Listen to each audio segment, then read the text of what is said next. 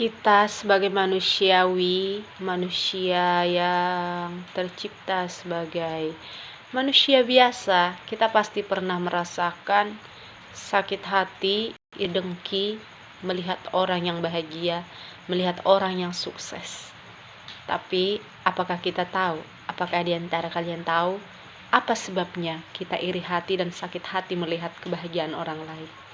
Kita perlu tahu bahwa sebenarnya ketika kita sakit hati melihat kebahagiaan orang lain, itu artinya ada yang sakit dalam organ tubuh kita, ada yang sakit dalam tubuh kita.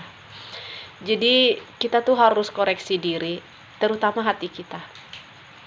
Jadi kita harus tanya tuh hati kita, kita selidiki, apa sih yang membuat kita sakit gitu.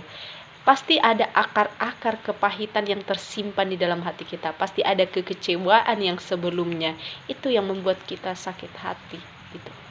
Dan ketika akar-akar itu ada dalam hati kita, maka pikiran kita juga nggak bakalan bisa baik gitu. Kita juga bakalan berpikiran negatif. Jadi ada baiknya tuh kita tuh sembuhkan dulu deh luka kita.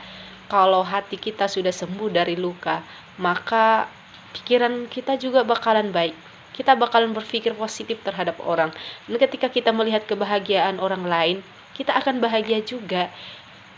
Mungkin kita tetap ingin gitu ya, melihat misalnya nih kita melihat mereka bahagia, kita ingin bahagia juga, tapi kita bisa mengarahkannya ke hal yang positif gitu.